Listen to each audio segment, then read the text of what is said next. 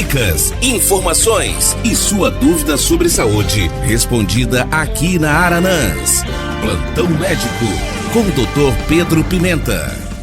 Muito boa tarde a todos. Hoje resolvemos fazer um programa sobre hipertensão arterial. No dia 26 de abril é o dia, dedicado à prevenção da hipertensão aqui no Brasil. Então, nós resolvemos fazer um programa sobre hipertensão arterial. As doenças cardiovasculares são a principal causa de óbito no Brasil e no mundo. E a hipertensão arterial é o principal fator de risco. Dados nacionais indicam, inclusive, crescimento da prevalência da hipertensão arterial, do diabetes e da obesidade na última década.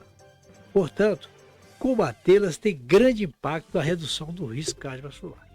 Então, a hipertensão arterial é, de fato, um problema complicado para o coração. Estudos mostram que, mesmo com o progresso recente, a maioria dos pacientes hipertensos não está controlada. A Sociedade Brasileira de Cardiologia falou sobre isso no seu congresso e determinou as novas diretrizes para o diagnóstico e tratamento da hipertensão arterial. A diretriz traz como prevalência nacional de hipertensão arterial entre 20% e 25%, conforme a região do Brasil, sendo ainda maior quando levado em consideração pacientes com pressão arterial elevada, sem uso de medicação e aqueles que são medicados. Esses números chegam a 30% a 35% da população brasileira. Veja bem, é muito, gente. 30% a 35% da população brasileira é hipertensa. Então, é uma doença que interessa muito à saúde pública. O primeiro passo na hipertensão arterial é a avaliação do paciente, que compreende medir corretamente a pressão arterial, pesquisar sinais de causas secundárias de hipertensão, estimar o risco cardiovascular, porque medir a pressão é importante. Para você medir a pressão tem que ser medida, o aparelho, aquela abraçadeira tem que ficar uns 2 centímetros acima da prega do cotovelo, E aquela posição da artéria tem que ser para dentro, Tem uma marcazinha no manguito que você põe exatamente em cima da artéria, na parte interna do braço, E a gente tem que medir a pressão arterial 1, 2 ou 3 vezes para poder ver que aquela medida é a correta. O paciente chega no consultório, chega às vezes estressado e a pressão dá um pouco alta. Você mede, depois ela pode estar num valor mais baixo. O método mais usado é ainda a medida no consultório. Mas a monitorização ambulatorial da pressão arterial tem maior acurácia para diagnóstico e prognóstico. Por definição, a medida deve ser feita 3 vezes, como eu falei na consulta, e pelo menos em mais de uma consulta. A primeira medida deve ser descartada, porque o paciente chega às vezes ansioso, E a gente vai, o médico deve utilizar a média das duas últimas medidas para fazer o valor de referência. No paciente com hipertensão arterial, estágio 3, ou de alto risco, não é necessário uma segunda consulta e a gente está autorizado a começar o tratamento de imediato. Então, se a gente achar uma pressão 14/9, a gente pode esperar, dar um aconselhamento ali, medir de novo depois, em outro dia. Mas se a pressão é muito alta, tem que começar a tratar imediato. A nova diretriz reforça a recomendação para as medidas domiciliares, como forma de obter valores mais próximos da vida real, do dia a dia, bem como engajar o paciente no autocuidado e tratamento. Até 25% dos pacientes com hipertensão arterial no consultório têm efeito de jaleco branco e sua pressão arterial em casa costuma ser normal. Então veja bem como que pode ser. Vem ao consultório, a pressão sobe. Toma a pressão em casa, por isso que a gente pede um mapa, que é a monitorização ambulatorial da pressão arterial, para ter uma medida mais real da pressão.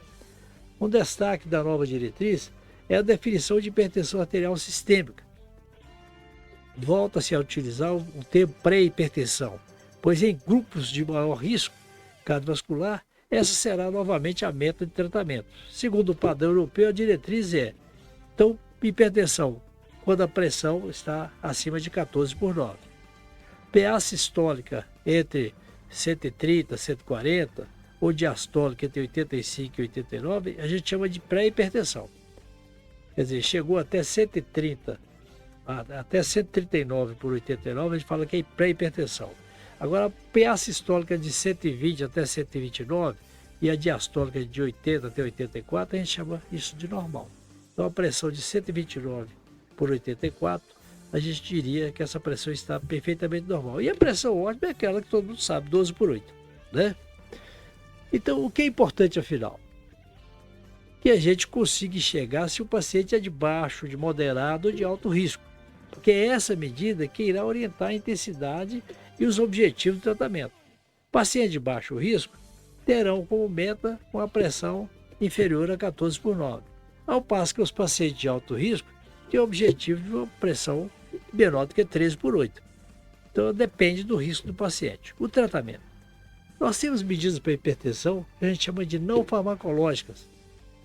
Destaque para a dieta. Nós sabemos que o sal, né, sódio, dentro da alimentação é o que mais sobe a pressão. Então a dieta tem que tirar o sal, diminuir bastante.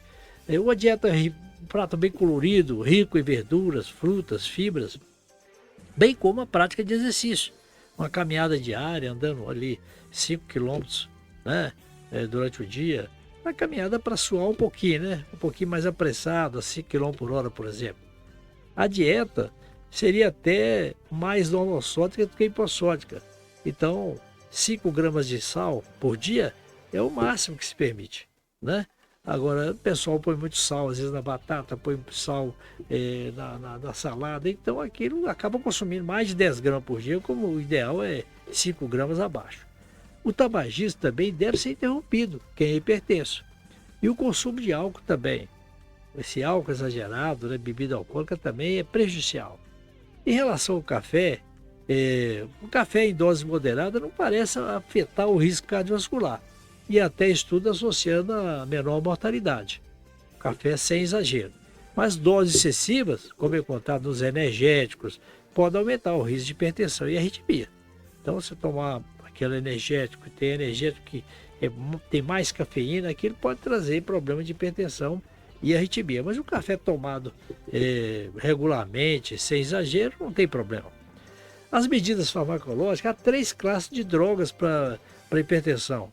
As drogas de primeira linha são os inibidores da enzima conversora da angiotensina, os BRA também, bloqueador dos canais de cálcio, e os tiazídicos, quer dizer, os diuréticos, e hoje em dia esses bloqueadores do canais de cálcio e os inibidores da enzima conversora de angiotensina. Em negros e idosos, as combinações com, por exemplo, alodipina e hidroclorotiazida são mais eficazes. A gente pode usar, que dá um resultado muito bom, né?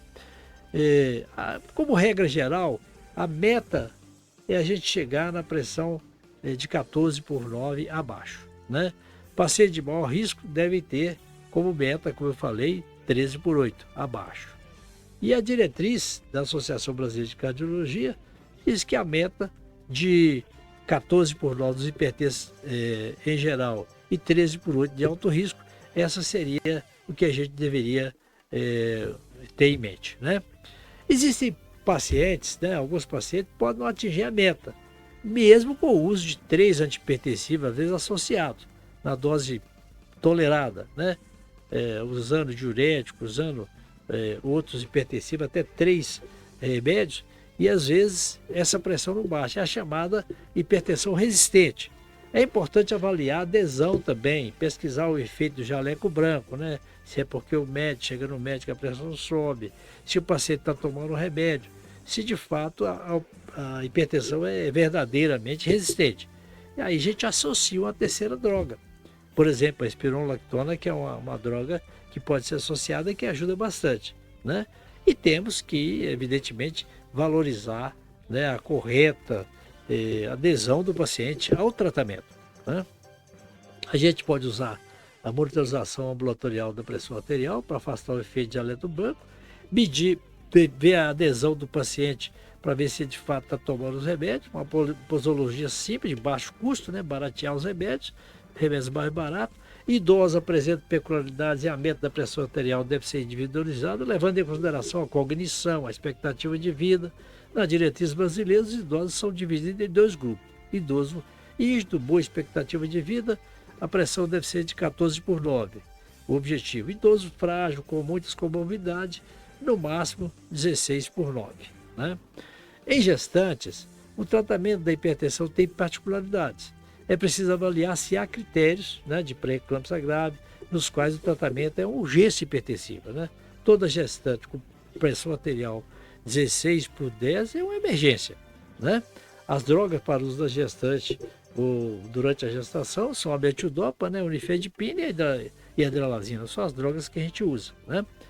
Lembrar que na pré-eclâmpsia usar o AS entre a 12ª e a 37ª semana de gestação, no caso de hipertensão na gravidez, tem que ter esse cuidado. Então era isso que eu queria alertar para nossos ouvintes sobre hipertensão arterial. Muito boa tarde e até a próxima quarta-feira. Plantão Médico. Participe enviando sua pergunta sobre saúde através do nosso WhatsApp 3399129